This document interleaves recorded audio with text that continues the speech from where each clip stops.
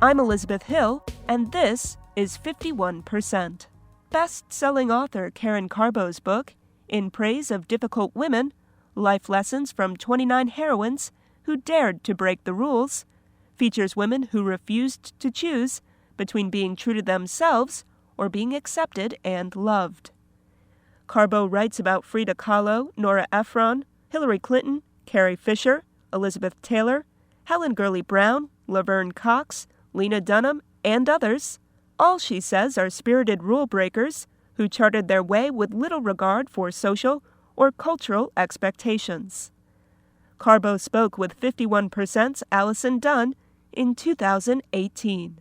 I've always been drawn to stories of women who have lived incredible lives. When I was a little girl, before I could even read, my parents had a subscription to National Geographic, and it was sort of during the height of Jane Goodall, and when they were covering her. And I remember looking at her in Africa with the chimps and just being swept away. And this was, before I even started kindergarten. So I've always been drawn to these stories and have always, pursued the biographies of interesting women. And then when I was in my first semester in college, my mother died quite unexpectedly. And as it turned out in my family, I became, at the age of 17, the oldest woman in my family. I had no grandmothers or aunts or cousins or sisters or anybody who was older than me. And at that moment in time, I just found a lot of solace. I discovered Martha Gellhorn then. It was a time when Frida Kahlo was coming into the fore. And, they provided me with inspiration and solace and a way to go forward in life, because I was literally on my own. So this has been, a book that it has quite a genesis, a decades-long genesis. And, like I said, this is nothing that I kind of sat there and thought, now I can write about difficult women, because this has been a passion of mine for quite some time. Karen, before we dive into speaking about some of the women you've written about, let's talk about using the word difficult in the title. Difficult can have a negative connotation, and I'm wondering how you hope it's perceived. Well, it can have a negative connotation, and I'm hoping that, like nasty woman, it becomes just another word that we embrace, that we say, of course I'm difficult. Would you expect anything else? I think it's the word is levied at women because we do feel the pinch of it, and we do feel the sting of it. And the point of it is to put you back in your place, right? It's like, stay in your lane, woman. Don't be difficult. Don't inconvenience us. Don't upset us. So I think if we no longer feel it as a slap, but just as an adjective that's accurate, we will take back some of the power of it. I mean, I was called difficult when I was in kindergarten. My kindergarten teacher, I was having some problems switching from painting to story time, and I pitched a fit. My parents came in, and my teacher said, it was interesting, not the behavior. She did not say Karen had a temper tantrum when it was time to stop painting. She said, Karen insists on being difficult. And I never knew, really, it took me like 20 years to actually figure out what that meant, because I was very confused when I was a kid, because I thought, no, I just want to finish my painting. The point is that, yes, it's a word that's put on us when we, we're not going along with the program. We're not honoring the cultural expectation of us to be nice and pleasant and consensus builders and not inconveniencing anybody else. The second we do that, not all the time, but often we risk being called difficult. How did you select the women you did? Maybe you had the first 3 or 4, and then you had to give it a little more thought. So maybe you could take us through the process. Well, there are 29 women, and as you might imagine, it was a long process, and the roster changed, dozens of times easily.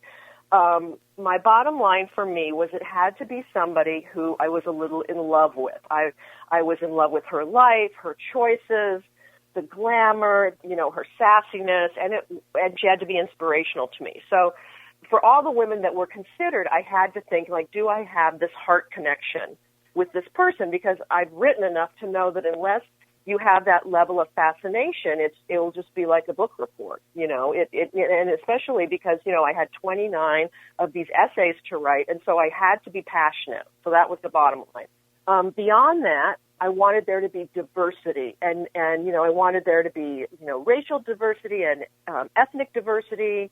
There are women from other countries, socioeconomic diversity, sexual orientation. I really wanted there to be diversity, and I wanted there to be diversity among personality types. There isn't just one kind of difficult woman. I wanted there to be introverts and extroverts and makers and doers and talkers and thinkers and just a whole kaleidoscope of kind of the female character. So it got complicated because as the book started really taking shape, and the slots became kind of fewer and fewer, it was like, okay, what do I really want to represent here? What do I feel is missing? What do I feel, who do I definitely feel like I need to include? So it was a very long process, but the bottom line was that they really had to inspire me. It was just quite simple.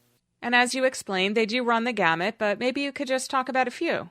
All right. Well, it's interesting because there are some that are perhaps obvious. So Gloria Steinem is in the book, and I think we all, have an understanding of why she would be and have been called difficult. So she was sort of like one of the banner carriers. But there are also people like Amelia Earhart, who was a girlhood idol, who was actually quite introverted. And the introverted, difficult women are the ones that really, really fascinate me, because I think when we think of difficult women, we think of women who are sassy and who speak out and who are leading the rallies and writing the books and talking. Amelia was she was a little shy. She was very polite, and very well-bred and very kind. But she was one of those women that basically just did exactly what she wanted to do. And she would still be polite, and she would still be nice, and she would just disappear and go to the airport and get in her plane and fly away, like quite literally. So that's one sort of difficult woman. Another sort of difficult woman, which I think people have been surprised by, is Elizabeth Taylor. One of the reasons why I included her is because she was born in the 1930s and became an actress at a time when essentially actresses were sort of owned by the Hollywood studios. Their behavior was dictated by their publicists.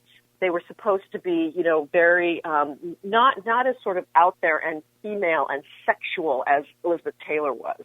She was one of the first actresses who basically said, never complain, never explain. I'm doing exactly what I want, and you just are going to have to deal with it. So that was her younger years. Then when she became an icon in middle age, she was one of the first people to speak out about the importance of raising money and awareness for AIDS. All of her managers and agents and friends said, do not touch that. It's going to put people off of you.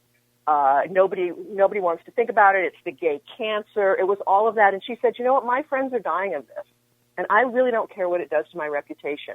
I'm going to use my power and use my voice to make people aware of this. So she kind of has a double difficult nature to her. You've picked such disparate women here among the 29, and apart from the obvious that the connecting thread is they're all difficult, what is another thread here for you? Well, that's an excellent question, and I've been pondering it because my interests are pretty ecumenical, as it were. I'm interested in a lot of things, and I'm interested in a lot of, different walks of life that are represented here.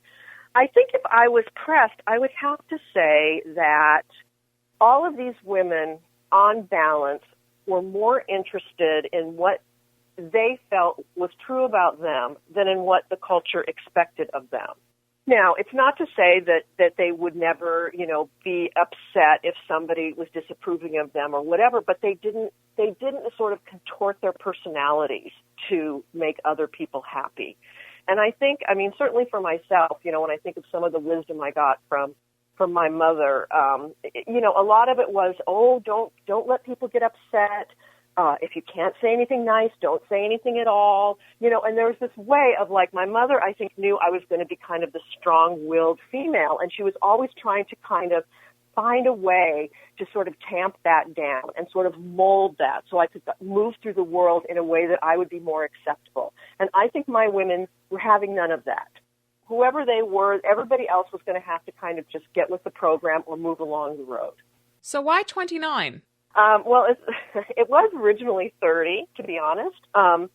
And it was something that my editor, because the whole time I was writing the book over years, we sort of were having this ongoing conversation about who was in, who was out. Do we have too many writers? Because, writers are always fascinated by other writers, but not so much the rest of the world, as it turns out. Somebody that she thought was interesting to look at was Indira Gandhi. And I was already sort of put back on my heels. I'm like, first of all, I don't know too much about her. Like, she doesn't spring to mind when I'm just rattling off women but I will, because frankly, I'm an accommodating woman, not a difficult woman. Or most of the time I'm accommodating. I said, I will check it out. I will check her out and see if I can feel that feeling that I require to move forward.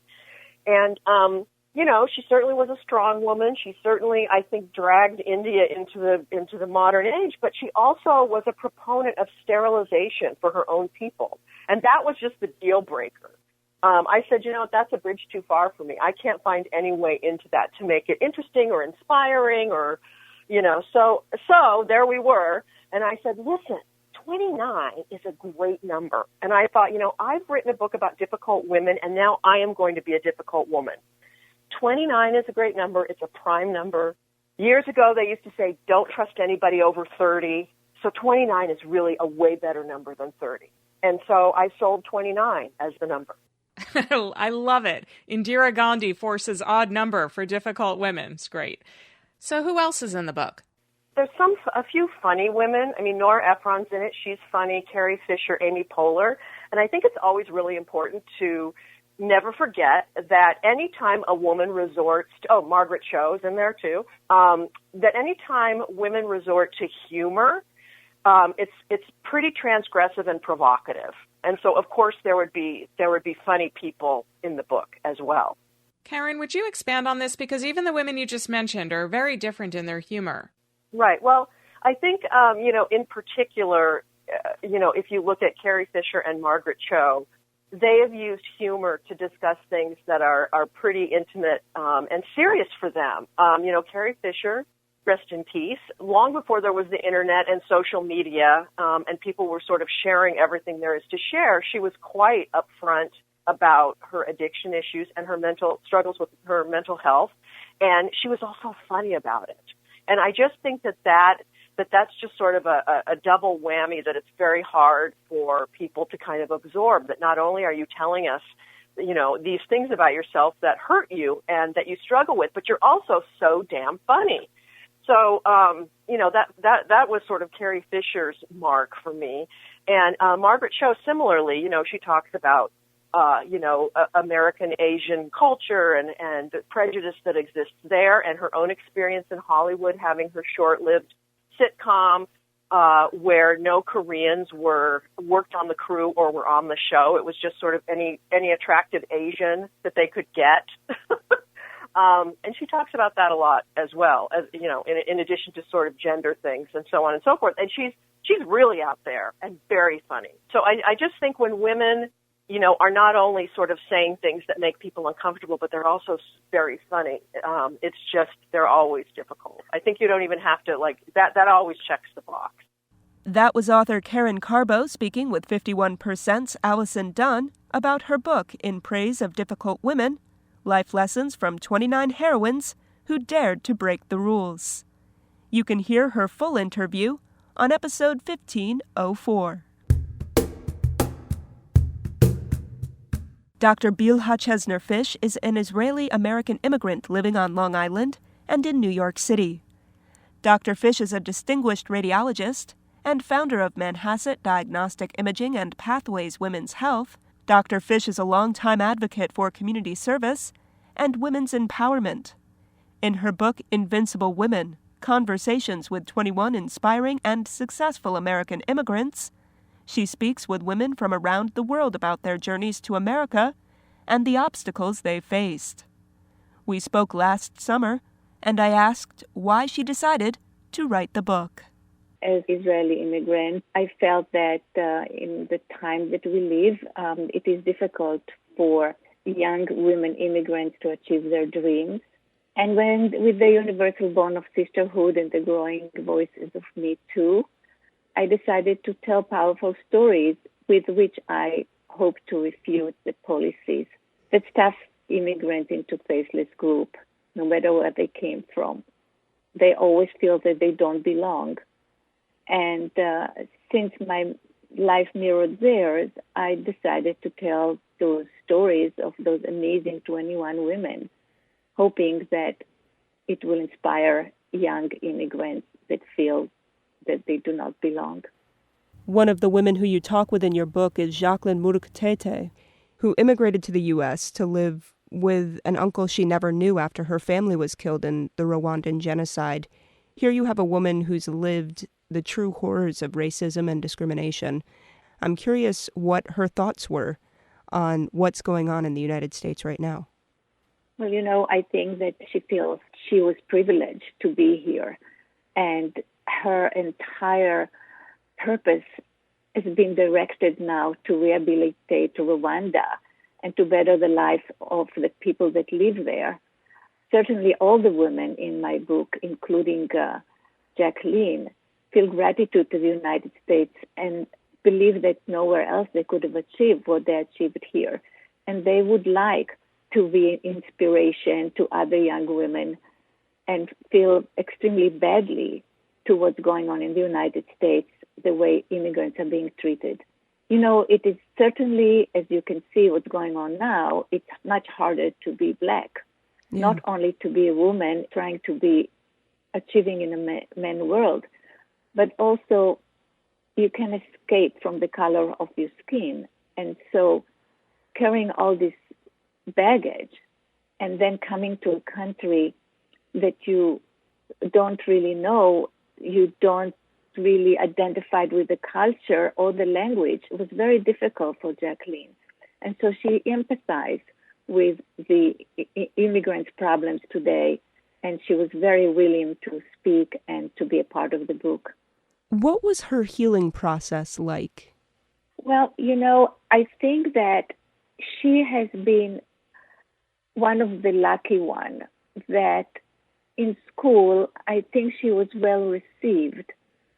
But the healing process is very long, and it lasts with you your entire life. I don't think you ever heal. But, she was lucky to get into law school, to NYU. She is a lawyer, and she's became the president of the Rwanda Society, hoping to rehabilitate Rwanda. So you can imagine that having a purpose is a part of the healing process. I think in this day and age that we're living in, I can't talk to you and not talk about Wafa El-Sadr, who was a young doctor specializing in infectious disease in New York City at the beginning of the HIV and AIDS epidemic. Can you talk about what inspired her to specialize in infectious disease and her efforts to reach the unreachable? So Wafa is a really incredible doctor, very dedicated. And she felt that of all the specialties in medicine, infectious disease, she believed at the time that she specialized in it, that she can help, that there is a cure, that there is medication, there is antibiotics. So she believed that she would be treating patients where she would see good results. Unlike patients, for example, that have cancer, that at the time that she practiced were dying. The funny thing is that when she came to the United States to specialize in infectious diseases, and she chose Harlem Hospital, which is probably one of the most, is situation in the most deprived areas in New York, and people did afflicted with infectious disease there. But when the AIDS epidemic came, she found out that the cure was not there. There was a lot of shame and stigma associated with AIDS at the time. People didn't know how to handle it. And what she did was an innovative approach. She produced programs that included the family in the process of handling these patients. And 15 years later, with the drug for AIDS, was discovered, which was not a cure by any means, but it's a way to survive. If you take the drug, you live a normal life.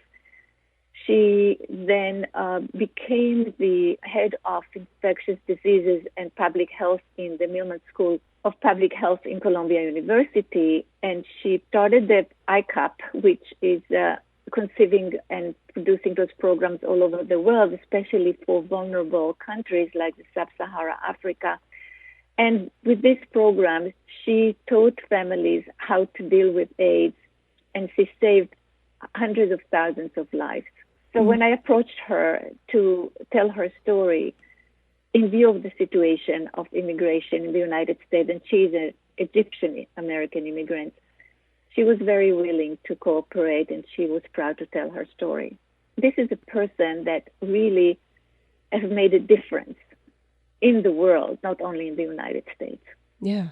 What struck me was her reasoning for coming to the States. She's of the generation of Sadat and Mubarak in Egypt, but it wasn't their regimes or uncertainty that motivated her. It was finding her own path as a doctor.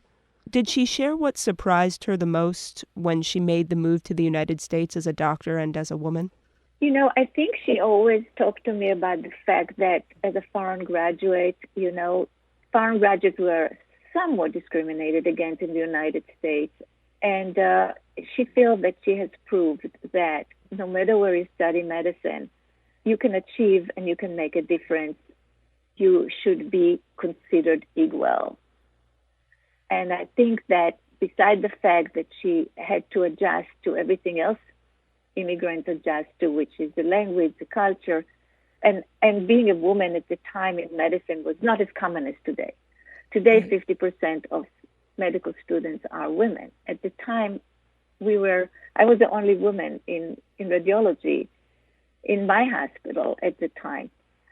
So she has been working in the men world. She was a woman. She came from Egypt, and she was a foreign graduate. And I think she proved that point in many ways.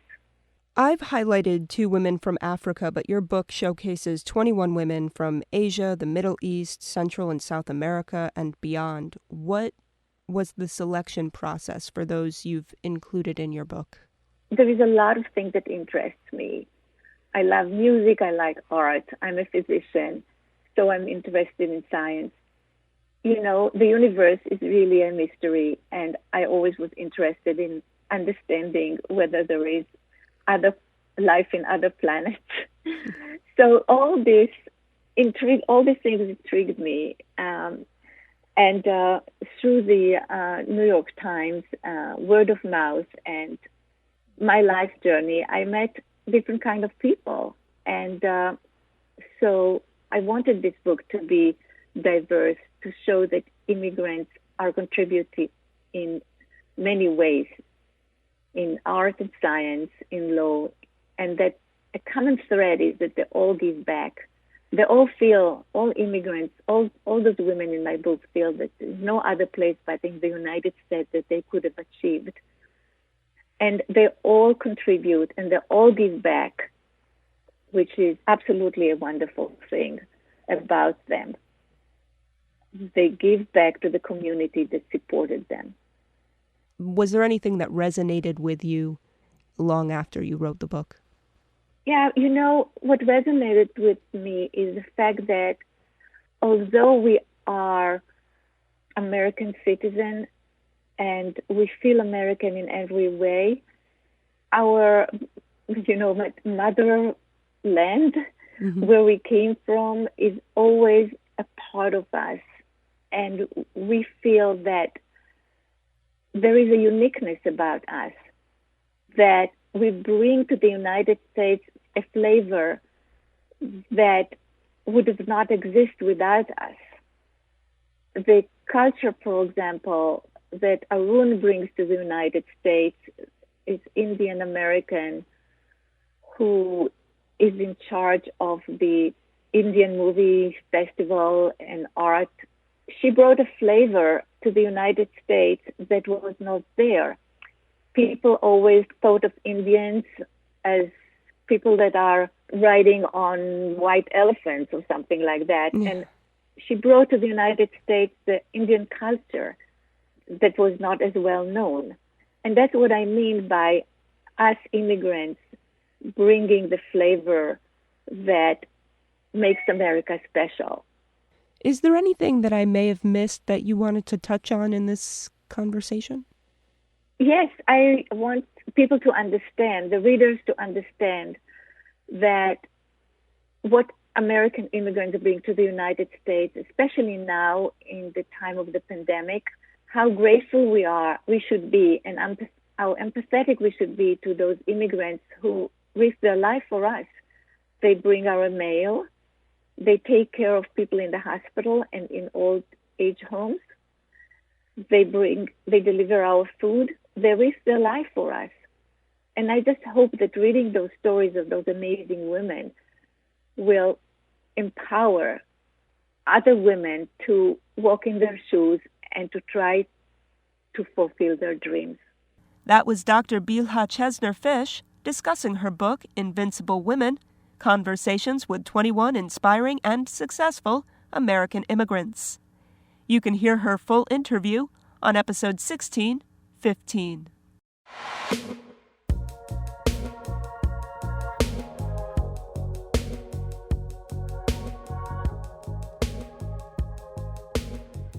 Thanks for joining us for this week's 51%.